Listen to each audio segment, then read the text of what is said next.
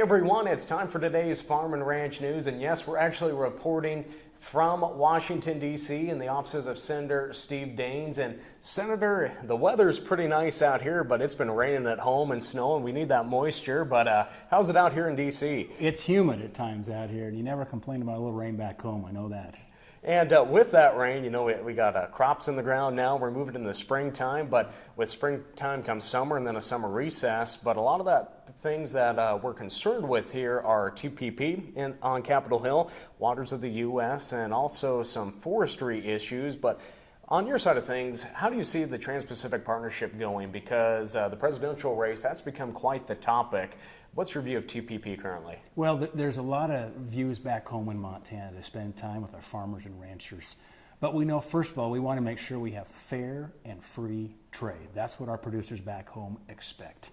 And we want to make sure whatever agreement comes to fruition, it's something that will grow our farmers and ranchers' businesses, and it'll be fair and it'll be free. So we're continuing to review the TPP. Again, trying to herd the cats here in Washington is no small task to try to come to consensus on it. But what's most important to me truly is finding out what do Montanans want. And our farmers and ranchers are very clear. They want to have fair and free trade, to be able to expand their markets, grow their production, grow their herds here to some of these markets around the world.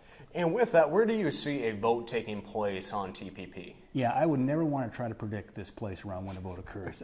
I think between now and Election Day, I think it's highly unlikely given how politicized and how polarizing this issue has become. It's become a topic of presidential politics. It's part of the national debate right now. So looking at windows of opportunity when there might be an up or down vote, possibly during the lame duck session, which should be between Election Day and the first of the year, or this thing could get punted to the next Congress. We'll wait and see. And also, one of those other big issues is waters of the U.S. That's been coming up to the Senate floor committees quite a lot. Where are we at with that? Because that is a big issue that's going to affect agriculture. It's a huge issue in Montana, because this is about private property rights.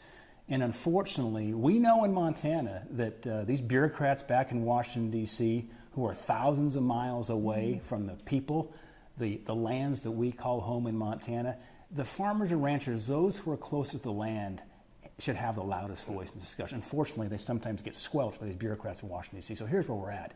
In fact, we just had a vote last week pushing back on WOTUS. The challenge is we are not getting a lot of bipartisan support to stop WOTUS. Thankfully, we've got a court that's put a stop to it temporarily. That's a good thing. But fundamentally, our farmers and ranchers see this as an overreach of Washington, D.C. This is really a taking of private property rights. And we know if you don't have water back home in Montana, you don't have much. Well, Senator, thanks for taking a few minutes with us here today. And again, we are here in Washington, D.C. for the NAFB's Washington Watch. We'll send it back to you in the studio.